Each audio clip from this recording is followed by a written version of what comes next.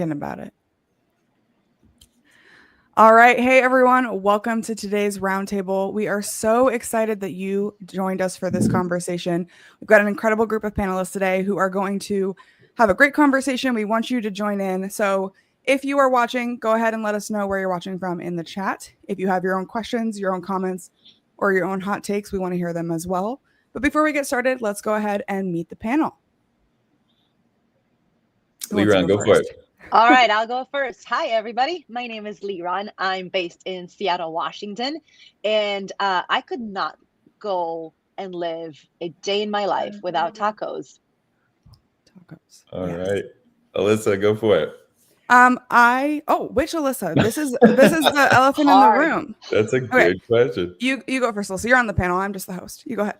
I can honestly say I've never had the challenge of having another Alyssa in the room. I'm typically stuck with I will hear a parent telling a child in a grocery store, Alyssa, put that down, and I freeze because I've never heard another Alyssa around me. So this will be interesting. To be honest, my husband tells me that too. So I hear that. Have to cut out Alyssa Milano's name in magazines. My mom did tell me that that's who I was named after. She was like, I named you after Alyssa Milano. I'm like, well, I guess that's something we're going to tell people. Sure. Cool. That's good. You'll have a charmed life. Yeah, exactly. So what food can you not live without? I would say I can't live without seafood. Love to have, whether it's smoked salmon, sushi, or just grilling up some fish. It's kind of our go-to all the time for something delicious. Nice. Brian, let's hear it. All right. So, hey, Brian, I live in California. So, Liran, similar to you, I'm on the Mexican food train.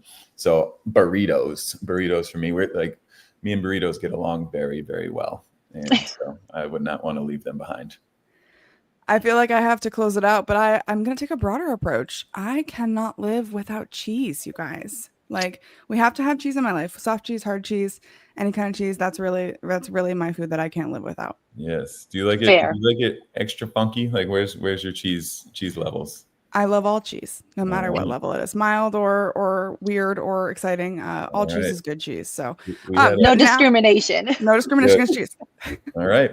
We had a cheese here the other day that was, it was like feet smelling. And no, maybe not that. No, that maybe no, but it was like supposed to be that way. That's why I was asking. You know what I mean? It's like it's a little funky, but people were digging it. So now that we've gotten our food preferences out of the way, let's get to the real reason people came to have this conversation. I'm going to toss the question right up there. Is it time to kill the customer health score? Yes. Okay, tell us more. Absolutely, yes. Well, I'll start with my take. It is a pacifier for those who have anxiety about their pipeline. And it is nothing but a check engine light that went on. And you're looking and going, I wonder what caused that. How did we end up here and who can help fix it? So it's a vanity score. It's a lagging indicator. It's not a leading indicator. And people obsess over it. It is driven a lot of times by a human being. So it is the control of the person who enters that score. And it has a lot to do with how they feel today or how they want to look today or how you're actually compensating them. So if your team is compensated on a health score as a CSM, all my accounts are healthy. Of course they are. It makes me feel good. I look good. I get paid on that. Truth is, who cares?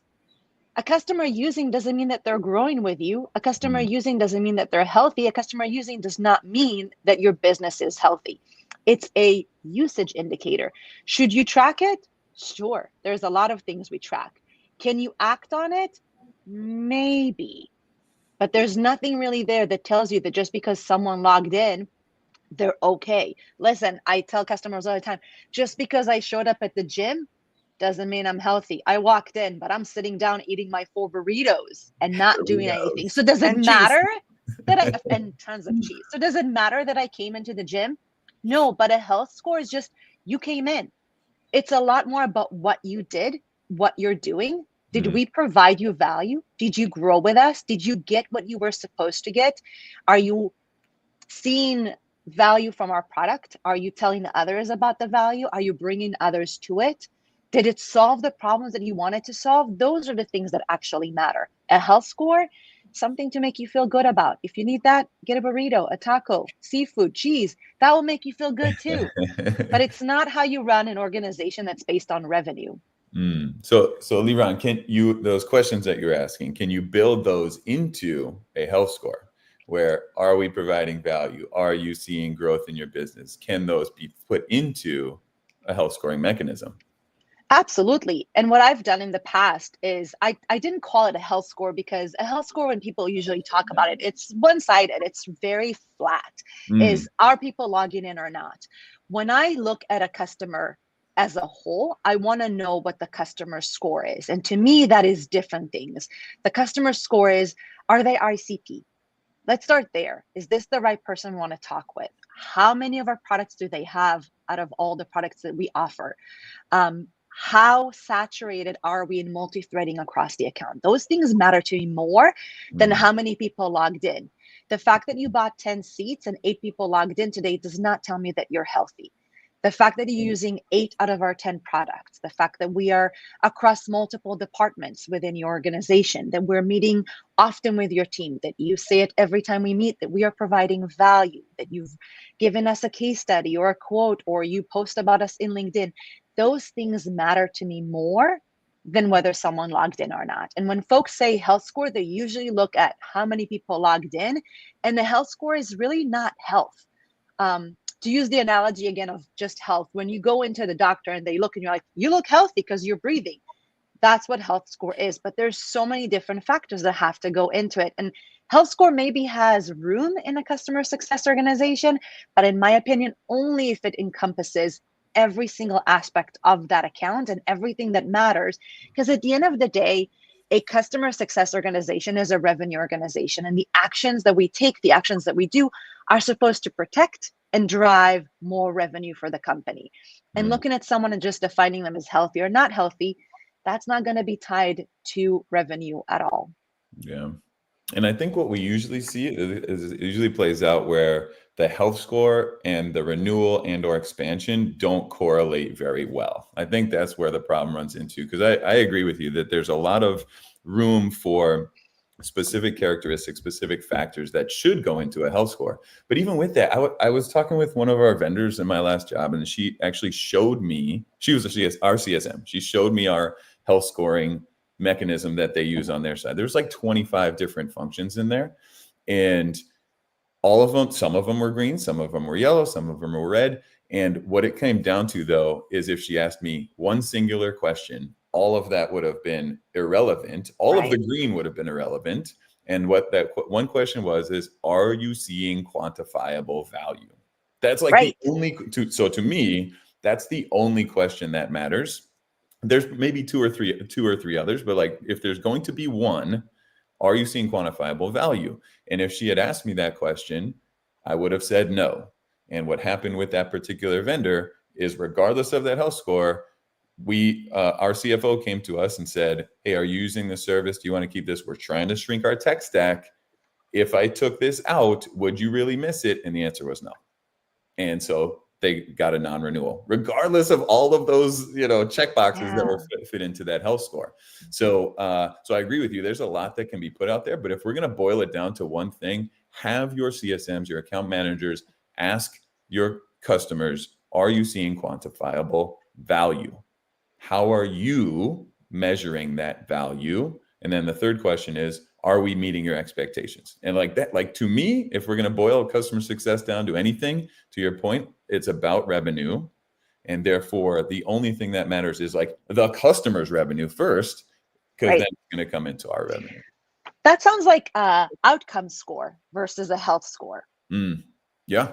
So what are the reasons you came to us? What are the problems you want us to solve? And are you able to solve it? How do you quantify it? Yes. I think that's part of the, I love what you said. A lot of CSMs just tippy-toe around it without just asking flat out, are you seeing value? If this was taken away from you today, would you still be able to do your job well? Yeah. Would you be upset?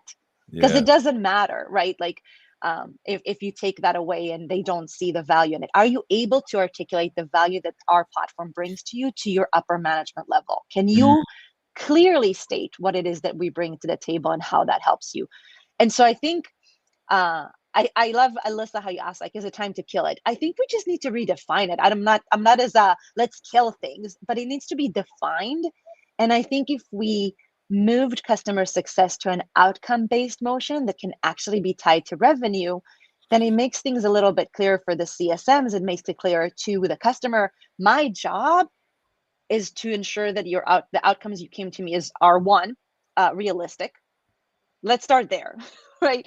They have to be realistic. We have to be able to achieve them in the time frame that you want us to achieve them, that you have the right tools and the right resources to do that. So let's set up realistic expectations, and then let's track how we're getting there. And then let's give us a score. And I would actually turn the table and ask the customer, not what we think that score is, but hey, based on how those outcomes we've achieved and the time frame we are and the milestone we're hitting, what score would you give us today on that? And where can I help you improve those? Yeah, I would agree. I would say it's not about killing the health score, it's deprioritizing it. Much like you were referring to it as like the gym, I always think of it as like taking your temperature. Taking your temperature can indicate some challenges, but it doesn't say for a fact you're healthy and you're going to live. Health scores are meant to simplify what is really incredibly complex. I mean, I've had separate health scores by segment and by where you're at in the journey, because number of stakeholders is different based on your size, degree of adoption. I think you really instead, you can put way too much energy against it and not be getting the right answers. Instead, focus on breadth, depth, and value. Breadth across the organization of multi-threading. You have multiple people that are leveraging and seeing value in the product. Also breadth of using your product. Depth that they're adopting it, and have we defined what value is, and are we helping you to achieve it or demonstrating the results of it? If you focus on those three things, it's got the CSM team focused on value and outcomes and driving the growth. Otherwise, oftentimes I'll find the rest of the organization kind of rolls their eyes at health score. Yeah, that's a CS metric. It doesn't really mean something to the rest of us. But if we're talking about value and outcomes, marketing wants involved for case studies, for references, sales wants involved for the growth aspects, or again, references to other customers and stories. Yeah. Those are great. So then there's a one piece, and Alyssa, we talked about this. Alyssa Nolte, we talked about this on our Growth Signals podcast, which is if we're multi-threading, yes, but where I think a lot of CSMs miss is to actually talk with a CFO or somebody in finance, because regardless of our users being excited or using the tool or seeing value, if that's not laser clear to the CFO, that story that I just told about them coming to me as a director of customer success and saying, do you want to continue with this tool? And me kind of being like, yeah, maybe so, maybe not. But they don't use it every day. They're not even really involved. And so they're relying on that moment. So let's skip that moment of them asking somebody and be like, I know for sure that the way that I'm looking at this as a CFO for my ROI numbers, it checks that box. And whether people are using it, they'd be upset if it goes away, whatever. It's like, I know that it's checking that box. So multi-threading, yes, but CFO, VP of finance, head of finance, whatever that title is, way more important, in this moment that we're in right now. I think that, of the times right now. I think it's not of the times. I'll challenge you, because I started a behavior with my team at a previous company, and this was just when COVID had started. So believe it or not, 5 years ago. And that motion was called at the time, Arm the Champion. And the CSM had to arm their champion at every point in the call. And the goal was making sure that you, the director of customer success, using the platform, or anyone else, had the tools in their toolbox to champion the platform that they were using and speak about the value that we bring, whether it's to their boss or to the CEO or to the CFO or to whoever is in charge of the budget and revenue. Because one of the things that I think CSMs often miss is they latch onto their champion and then forget that there is an audience around, and that audience needs to be sold to all the time. Now, here's the challenge for a CSM, and I've heard it throughout my entire career. Well, they're gatekeeping me. They won't introduce me to those other people. Okay, well, there's a way around it. If you arm them at every meeting that you have with those outcomes and the results, and let them use the words of how they're using it, and then say it backwards to them. Make sure that they're leaving the meeting with a sense of, you're right, this is what we did, or this is an area that we still have an opportunity, this is what we're working on. You're arming them to have those conversations, because the piece that a CSM needs to remember is you're not invited and you're not present and where the most important conversations happen. Back in the day was the hallway, the cooler, the lunchroom, where someone would lean over to me and say, hey, so I'm trying to look at the budget. Do you still need this platform? My answer was always instantaneous. And it never was, let me ask my team, but I knew how my team was using it because someone had armed someone else on my team to give me that information. Today, that's done remotely. And so you have to constantly make sure that your champion has the tools to share that information.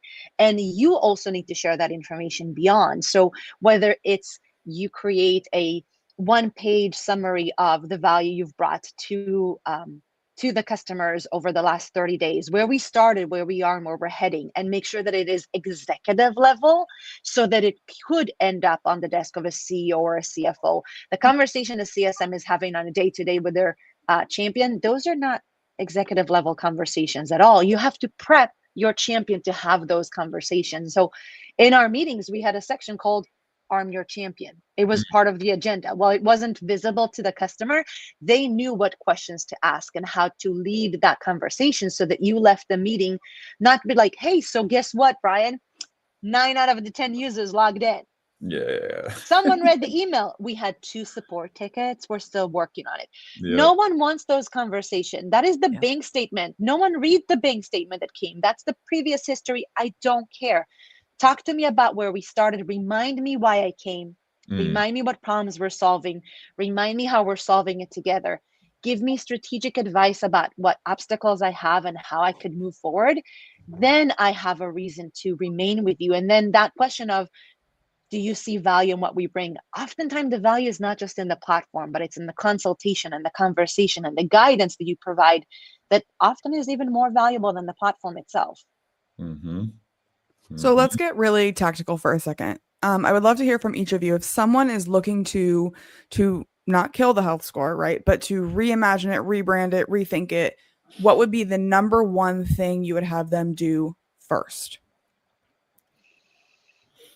I think the question is, are you seeing quantifiable value? I think to me, it boils down to that singular question. How it's getting asked and who it's getting asked to is like the sub of that. But with that, as I was listening to you, Liran, it's like there's a piece here that is really important, which is how comfortable are CSMs talking about these things, and how easy can they make the conversation for the customer or the user. And even here, what you're saying is like they're gatekeeping me. That is a moment where, as somebody who coaches CSMs, it's like, great, say that out loud to your user. And in the way, it's like, you bought this product for a reason.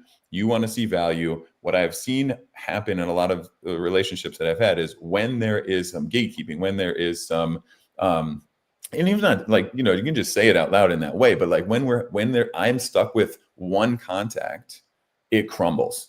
I don't want this to crumble. You don't want it to crumble. So let's get on the same side of the table here. Let's link arms and figure out how we're going to move this forward. So that type of conversationalist is hard for some CSMs to do. So there is a training piece to this as well. Yes. And how we help our CSMs not just look at the data and be like, go talk with that client, that customer, but how do you say certain things, and and people have a hard time with confrontation sometimes. So that is what I would say, Alyssa, is like, if you want to start with one question, boil it down to, are you seeing quantifiable value? Yeah. And then help your CSMs know who to go ask that question to, including somebody in finance, and then how to have the conversation when it feels either good or bad. And don't take the good on its face, like be willing to challenge and push back. So maybe those 3 steps to actually put this into action, those are not easy, and they take time, and they take solid leadership to give a crap about this. I'll say it that way, because it really does take a prioritization within the organization to have this type of mentality and this structure. That's kind of a scary question, though, Brian. Like, what if the answer is no? I love it. I love it. Yes. I love it. Tell me the truth. You will not hurt my feelings. I am an adult in this world, and this is business, and it comes down to money. It always, always, always, always comes down to money. But Let's just talk Brian, we about it. shared pictures of our dogs, and you know my kids' names. Like, obviously, it doesn't matter. It comes down to money. So if you're telling me, like, I want you to tell me the truth, tell me the brutal truth, I will be more upset if you don't tell me the truth than say no. And please tell me no, and then we can have a conversation about why. And if it's like you mentioned earlier, Liran, like if you're not the ICP, that's okay. Like if you're not seeing value and you're not, you don't want to renew, that's all right. Now I'm just saving my time that I don't have to spend trying to save you as a customer, because the calories that I try to expend on you are a waste. Well, and there's probably a savable customer out there that you're ignoring, Right. because you're wasting time on someone who's not recoverable. Absolutely. Or somebody who wants to expand. You know what I mean? Give me some more money from somebody that fits better. Yeah.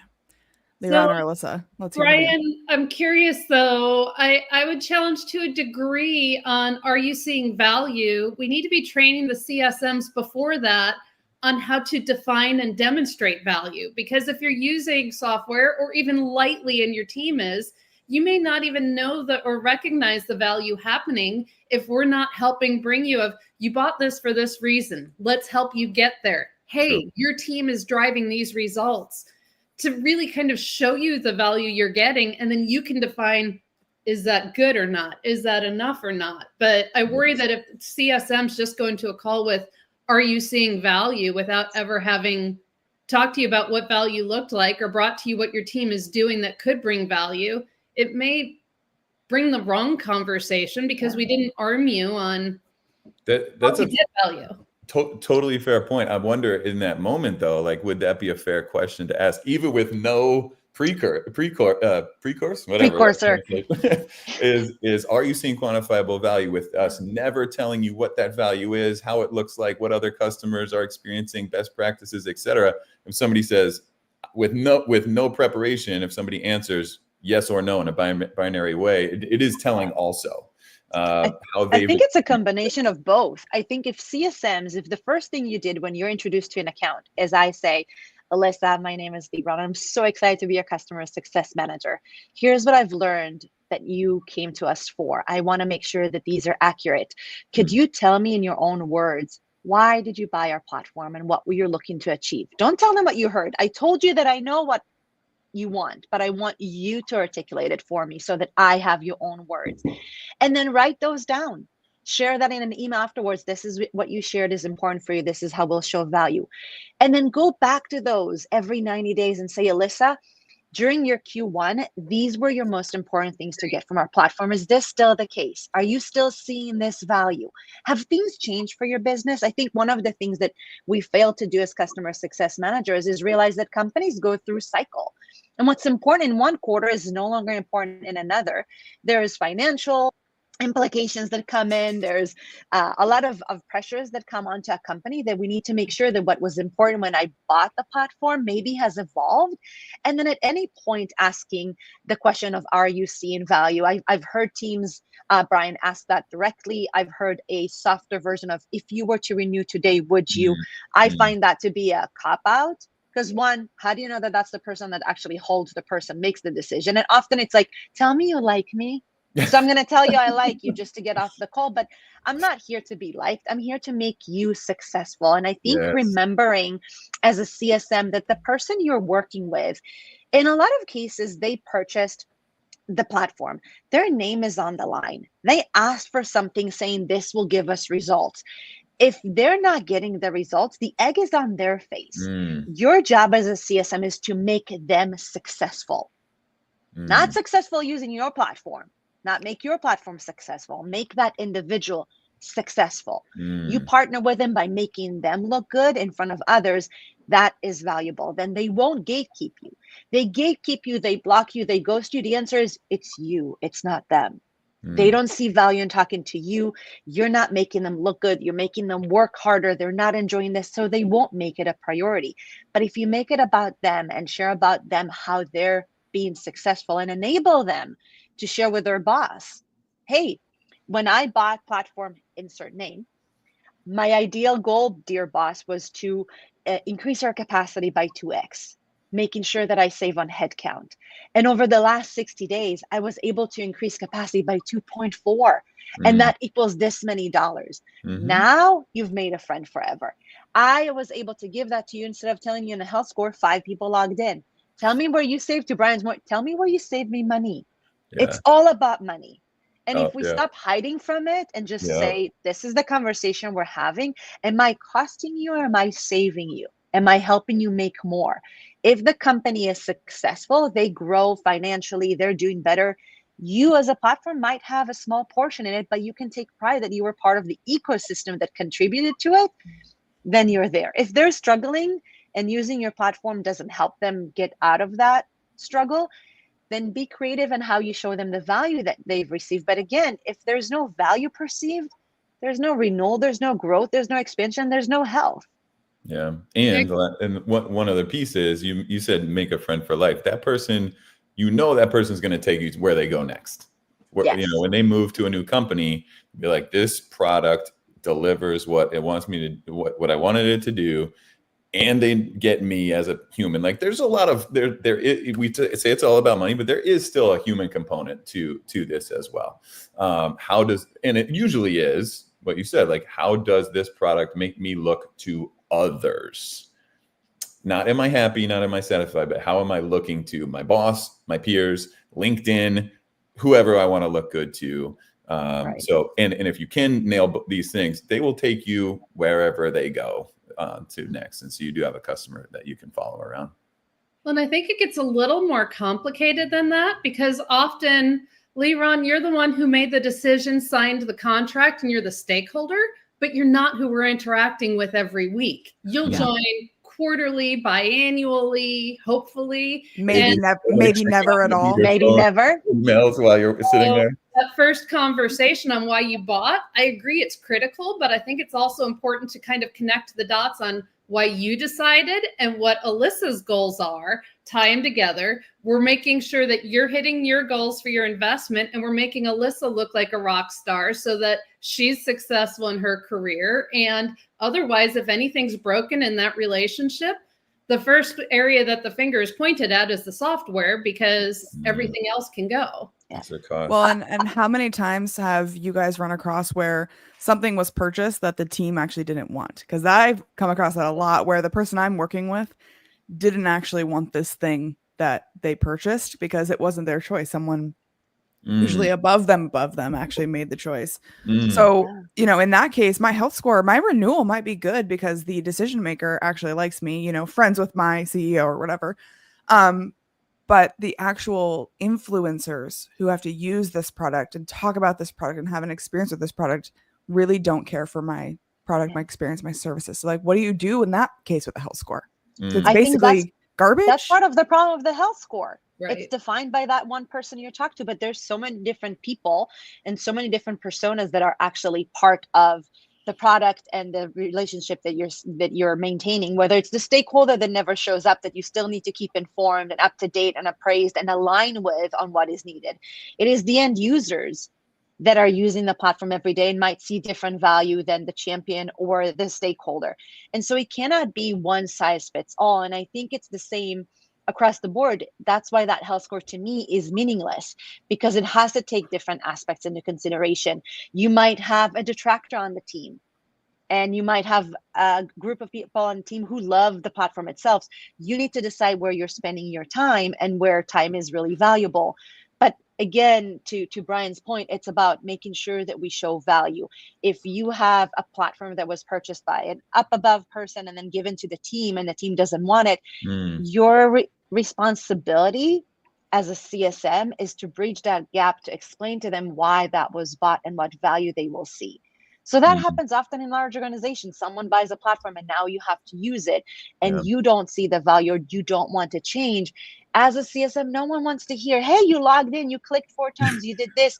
I don't see how that's helping me. The conversation is different. And I think the biggest challenge for customer success teams today is understanding that they have to have at least 4 different conversations with 4 different personas and groups inside of each organization on a regular basis.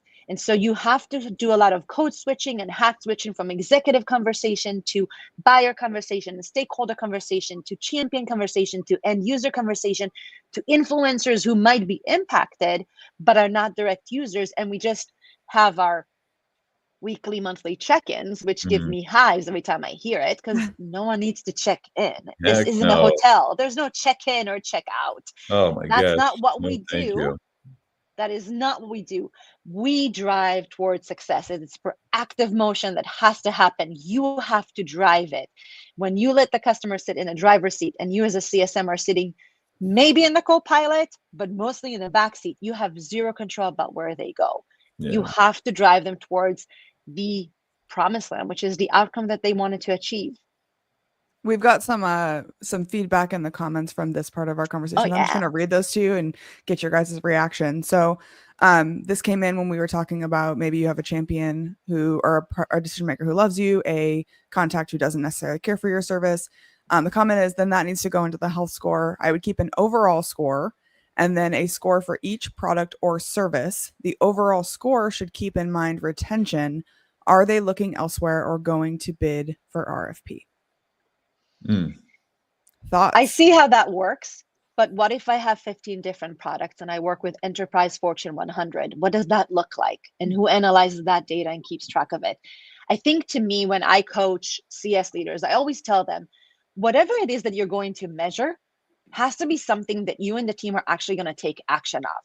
This is not a collector's hoarders version of let's collect everything we can. There's so many data points in CS, and yes, you can track all of them, but it just goes into a report or a dashboard that no one does anything. What's the point of having a data point that no one can do anything about, and it's not actionable, and it's not a leading indicator into something that you're going to do? I can collect a bunch of information. Unless I'm doing something about it, it doesn't matter. And I think if your product is simple and your offering is simple and your buying group is small, there's value in doing so, into getting an understanding of where you're at. But the more complex organization, the more complex product, the more complex platforms and organizations, it becomes literally impossible. And then what you have is a team of data scientists, not a team of CSMs, who are constantly looking at data, trying to figure out which playbook I'm supposed to implement here, because this means what? Wait, it was yellow at 62%, but 2 people are in here and 3 are not. And that's all that they end up doing. And they're not spending time with customers, actually helping them. Yeah, I want to ask you a question about, I love the concept of data hoarding, because I think we do see that. But in reality, like in enterprise, I consulted with a large enterprise and they had an entire section of their Salesforce instance where they had to put in all this information. But you couldn't actually have that information at that point in the sales cycle. So people were just putting in like fake information to bypass it. And I asked them, I'm like, why do you even have this? And they're like, well, so-and-so VP of some and such team said, I need this dashboard. And in order to have this dashboard, I have to be able to have this data. I mean, it was garbage data because they were trying to bypass something, but we do see this in companies where people get asked to create health scores to collect data that has no intention of being actioned and really is just meant for an audience of one. Yeah. So how do we get around that? What comes to mind is, what I'm encouraged by is I've seen a lot of recent new generations of AI tools, agentic tools specifically, that plug into the CS motion. And many of them are narrow and deep, specifically around how do I get my CSM to prioritize XYZ today? And I think this is a really exciting progression for where if we look at a book of business, Leron, you were talking about like monthly check-ins. That was the thinking. I have to talk to my customer at least once a month. We get on, to your point, Alyssa, we talk about their dog or their house or whatever. It's like, great, we checked that box today. Now I can check that box in Salesforce or some CSP, and great. However, 3 customers were ignored that are blinking red because nobody's really focused on their value. So my point in saying all that is, I am encouraged by the direction that I'm seeing a lot of our software headed to support CS, which is do this today and forget about the other 50 customers in your book of business. And I find that very refreshing. And I think our customers will find that refreshing as well. I'm not reaching out to set up a monthly check-in. You seem good. And so I'm focused on these today. So I don't know if that exactly answers your question, Alyssa, but it is the direction that I feel that we're headed in, like the prioritization of actions. Couple that with what I was talking about earlier, coaching the CSMs to be humans and really focused on money and have a transparent conversation, and we're in a much better place. And so I'm excited by that progression that we're seeing right now on prioritization. We're getting some comments about AI and health scores, and I think we're at a really interesting time. But I think AI is a great solution, but I worry that it's going to have the same problem that health scores have now. It's a bunch of stuff that we've thrown into a database alert, LLM, and because it only can have the data that we have, it's only as good as the data we feed it. But what is your reaction to how these tools are changing the way we're going to be doing work? Alyssa, you had some? I was going to say, I think the challenge is some of it's going to come down to how we're looking at it and thinking about it. Much like with health score, we're looking for a one size fits all. And the reality is there are so many different, in any business, so many different personas, so many different segments. And if AI tries to make it all fit one happy circle, it's not going to work. I think it can. I love data, but data is also overwhelming. But if we start to recognize, here are the key data points that matter. In one world, it's going to be about adoption. In other, it's how many different metrics of value can we be bringing to you? You're always going to need the human element to understand what matters to that business, and then tie it with understanding and training the CSM. Here's what value looks like here, so you can help bring the customer there. Here's the key things to ensure happen in year one so that the customer does recognize value. So helping to kind of put on blinders to a degree on what data points matter. And I think AI can help tie some of that together, help to prioritize with the evolution of the industry, evolution of technology. These data points are most important today versus what we looked at 2 years ago. It's no longer weekly average users. It's now about number of integrations or number of page views. So I think for me with AI, what you were just describing is a wonderful use case. AI does a great job of correlating data that I think we have a hard time doing with, say, spreadsheets or other tools. Like I think about like the tools that we had that visualize our data, Looker, Amplitude, those type of Pendo, those type of tools are helpful, but there's no real like crunching of information. I think that's where AI can really help us, is like what does correlate to a renewal? What does correlate to an expansion? And not only do that on a blanket, book of business, like this type of customer in this region, these type of segmentations. So I think segmentation and number crunching with AI is going to be really valuable to get us to a next level of like, holy hell, we didn't even think that this was correlated, and it is. Do this thing right now. Like that's the way that I'm picturing the next few years playing out. Yeah, I've been building in AI for the past 11 years. I can tell you that the greatest thing that it gives CS is time saving.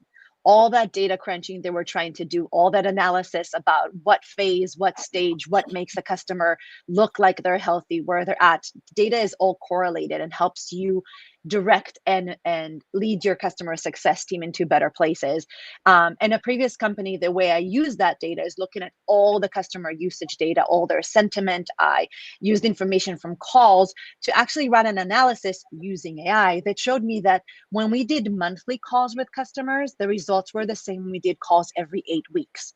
That was the best piece of data I've ever gotten, because that told CSM, you just got an hour a week back in your time, because there's zero impact to that monthly call versus every 8 weeks call. And so utilizing data, not to look at health score, but the data that we get from how customers are using our platform should enable us as CS leaders to better inform our teams about where to go and what to do. What does a healthy customer look like based on their segment, based on their age, based on where they are in the customer life cycle? And I think remembering that a health score is an internal metric that we care about as a company, the customer does not care about it. And their definition of what healthy and successful is often isn't reflected in our health or success metrics scores that we have. And therefore, there's a complete disconnect. We define someone as healthy, and to Brian's point, he tells the CSM, I'm not. This is not how I think about it. So if you were to do a health score, it has to be defined by how the customers will define that they are successful. And that goes back to what I said.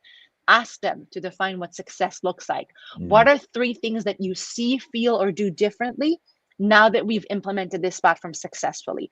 How does your life change? How does your team change?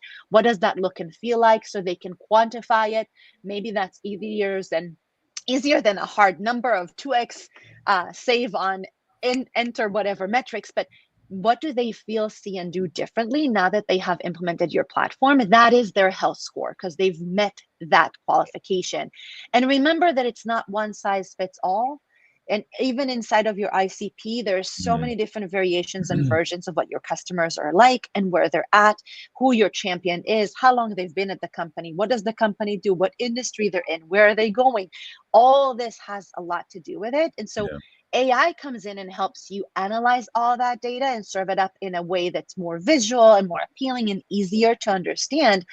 But without being the true leader that you're supposed to be and looking at that data, and then what? Then what's the point of collecting data? I mean, again, you can collect your bank statements. I'm sure they tell you lots of interesting information, but does it tell you, are you ready for retirement? Does it tell you where you made the wrong decision, where you could have made something different? No, it's just numbers on paper. And so take those data points and those numbers, but turn it into actual outcomes and activities that the customer success team can and should be doing with each and every single customer. And it varies. We have a comment coming in from Mitchell that I'm going to put on the screen. I like what you're saying from a CSM management perspective, but health scores are data points that are easy to communicate. How would you recommend communicating customer success data and customer specific information to other leaders in the company in the absence of health scores? Ooh, great question. Fantastic question. I can tell you what I do as an executive and how I communicate these metrics, not only to other executives, the company when we do all hands meeting, but also to the board. I think, again, there's room for this data point of whether you think a customer is healthy or not. Again, you're going to have to clarify how you define it and what health means to you and to the team. But it is one measure of a bunch of information that is needed. I define a customer healthy because they actually renewed and grew with us. As an executive of a revenue organization, to me, the bottom line is, did this customer renew? Did they buy more? Did they reference us somewhere else? Did they speak for us in an event? Did they tell others that we are a great partner to them? That means more than a health score. And so a combination of what I would call revenue metrics like GRR and NRR, payments on time. There is value at looking at daily active users, because if someone bought something from you and they're not utilizing it, there is an indicator for your product team. And I'm going to drop this mic here and say that is an indicator for the product team, not for the customer success team, to go pick up that mantle. Because if someone bought something and they're not using, it's not for the customer success to solve, but for the product to solve. But I think we obsess too much on the health that is so subjective, and we forget that we are in a forest because we're focusing on one tree. I will tell you this, Michael, as someone who led an HR tech company during the pandemic, some of my healthiest customers on paper could not renew because they went bankrupt. And so it mattered nothing that they were green. They actually could not afford to stay in business with us, and we lost them. The ones who were unhealthy on paper were actually the ones that grew with us the most. So I think there's value in it. It is one indicator. Again, it's a lagging indicator, not a leading indicator. And so I think it is time to just look at things differently and challenge the rest of the executives, companies, and boards to say, just because we've done this always doesn't mean we should continue doing it this way. There's a better, newer way to do it. Yeah. Alyssa or Brian, any other thoughts for Mitchell? I have one, if that's okay, Alyssa, which is my kind of spicy reaction to this one is, I don't think other leaders necessarily care about health scores. They care about their team's outcomes that they're trying to achieve. and most likely their bonuses. Like, it comes back to money, right? It's like, am I looking good to my boss? Am I getting a bonus? What is required to get to those levels? And I agree, Liran, that it is usually the lagging data points of GRR, NRR, depending on what each team is incentivized by. And so let's replace that thinking of, well, we need to know if customers are good or bad in order to know if they're going to renew or expand. I would say let's focus more on the actions that we know are going to impact those. So for example, for you, Mitchell, if say you're on the support team, like, are the CSMs understanding what customers' pain points are? Like, that to me is a better indicator that we're doing our job and that you will have an impact based on what we are trying to do with those customers. Health scores, like, you don't know anything about the customer interaction that the CSMs are having. So I, as the director of customer success, would much rather give you information that you can use to understand our customers more. So health scores be damned, if you will, in this scenario. It's like, that number means nothing to you. I want to know, as a good fellow leader, what you're measured on, what you care about, what's going to get you a bonus, what's going to get you a promotion. Like, let me focus there as opposed to health scores. And it usually does, again, come down to GRR, NRR, what is the lagging data, but what do we know is going to impact those lagging data points? That's what I want to be talking with you about. Health scores don't really matter. Completely agree. I mean, I can say in past lives, I've had other executives kind of act as though, the health score is monopoly money of, yeah, sure, that's great and all, until you can demonstrate that 95% of green accounts are renewing, which takes a long time to get your health score that accurate. And by the way, the triggers are going to change. It doesn't really have value. I agree. You're looking at GRR, NRR, leading indicators. You are the expert in the room demonstrating what it takes for a customer to renew. I think time to live, especially I've been in worlds where it can be a 3-month implementation. So if we demonstrate time to live and are we improving it, time to first value. Customer sentiment can be a little tricky because often you're getting the sentiment from maybe their support team, their engineering team, maybe the users, but not necessarily the decision makers. So if you're able to kind of tie together the sentiment of decision maker and user, that's great. But I think if you can identify some of your leading indicators and demonstrate the impacts we're seeing against that, those are then bringing that value of our GRR is here and the leading indicators that are going to drive that GRR are continuing to improve. So we're kind of showing the direction GRR is heading. Yeah. And that will lead to the communication that those leaders want to have with each other. Is like, what do we need to tweak? What do we need to change? How do we communicate to our teams? What are we celebrating? What do we need to work on? Which I think is the point of Mitchell's question, is like, how do leaders communicate together about what's actually valuable to work on? So I have a question I want to ask all of you as we kind of start to wind down our time here on our roundtable today. Alyssa, we're going to start with you. If you could leave our listeners with one thing on the health score, what is it? It's a great question. I mean, I would say I would not advocate to kill health score, but think of it as a smoke detector. It's letting you know some risk, but don't leverage it as your life raft for your customer. Index on relationship and value. Focus on the customer, not the data. Okay. Liran and Brian, who wants to go next? Oh, I can build on this. Perfect. Alyssa, that was so good. I want you all to think about the fact that if the customer health score cannot accurately predict revenue for you, it's not a health score, it's just a distraction. As customer success managers, we're not here to monitor data. We're here to move revenue. So I beg of you, kill the noise. Stop doing things just because we used to. Stop distracting and focus on really what matters, track what matters, and take actions on those. Yeah, those are great answers. And maybe I'll build one additional piece, which is, if we're saying that health scores kind of matter, kind of don't matter, what I would say is listen to more phone calls that your CSMs are having with their customers. Let's go a little bit more on the coaching side, a little bit more on the qualitative side. Are you talking about outcomes? Are you talking about value? Are you talking about renewals and dollars? Are you shying away from those? Because if your team is not able to have those conversation, health scores do not matter at all. And so, yes, use them as a smoke signal, as Alyssa said, use them as a tool, and they can be refined. But even better, like, let's really make sure our CSMs know how to have the conversations about value and that they're having them. Yes. Awesome. Okay. So as you guys know, as people who've followed my page or connected with me, follow the podcast, I love to talk about the future of customer relationships, how we build them, how we keep them, and how we lead as customer expectations rapidly evolve. So I want you to basically, we're going to put other people on the hot seat because that's just fun for me to hear who else we should be listening to. Who is leading the charge when it comes to changing the way we understand how health scoring works? I'll hop in. Only it's not going to answer your question exactly how you want, Alyssa. So That's it's a okay. I little bit more forgive you. general. But I mentioned it earlier. I've had so many great conversations with companies that are using AI tooling to go narrow and deep, as opposed to broad, which we've mostly experienced with CSPs and CRMs on how to manage CS.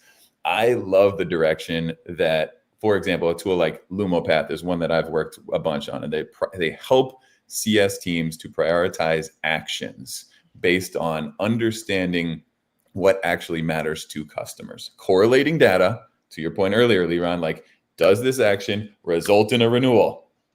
Yes, great, do more of that. So Lumopath is one, but I've had so many great conversations with people who are leading this charge of getting away from broad and going narrow with their AI tool. So kudos to them. I love the direction you're headed. Keep going, because it's going to really save a lot of time and attention for CSMs. I'll take in a different direction from there. I am a big believer, and I've been building customer success teams and sales organizations for the past, I'll date myself, 17 years. So I've been around. I know what it used to be like. I know what it is like today, and hopefully I can be part of the future of what it builds. Join the train of Bob London, who challenges other CS leaders of doing things differently. Not doing the typical things just because we've done it. Challenge the organizations, challenge your customers, challenge your CS organization to do things differently, and think about it from the customer's perspective, and not do things just because you have to do it. I love that just because we have doesn't mean we should, right? Yes. That's really smart. That's great. That's great. Alyssa, who are you thinking of? So many different, I feel like everybody has some different thing they're doing. I've had some really good experiences, even with Gong, frankly. They've done a lot of not just continually tying it to value and what you're trying to do, but also going outside the CSM comfort zone of, have you ever thought about, here's some other things you can do that you didn't say were a priority, but from what I know on your business, I think this could help you. That's scary as a CSM, because then it's the don't you know me?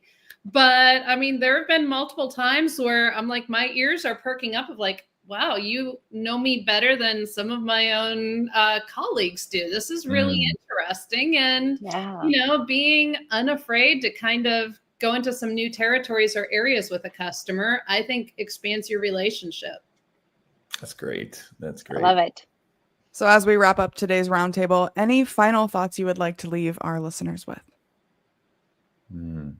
It's okay to focus on revenue and money and the transactional nature of business.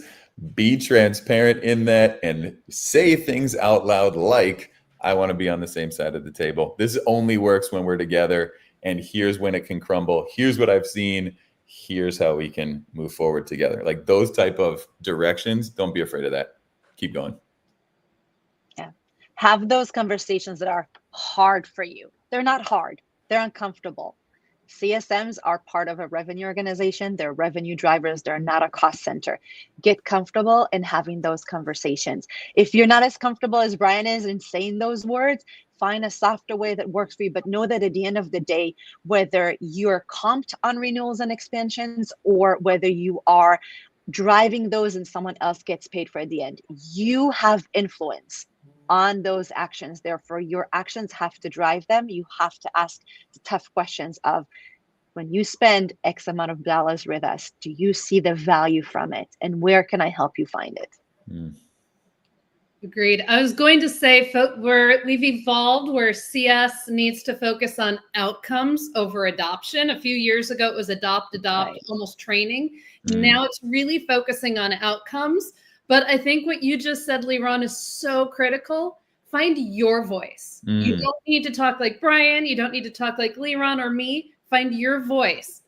Time and again, customers have shown they appreciate if we have those uncomfortable conversations, and it's repeatedly led to growth or just deeper, more valuable relationships.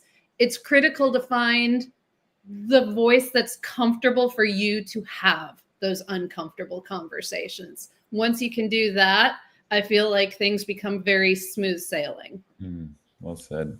What a perfect place to leave it. So thank you so much for joining me on this roundtable, to our panelists and to Thanks for having us. Our guests and our commenters. Thank you to our commenters for engaging. It's always more exciting when people are actually participating.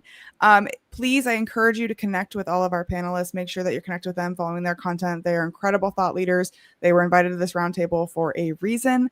And thank you so much for watching. Have a great rest of your day. And we look forward to hearing how you have decided to kill, rethink, evolve, reanimate the health score.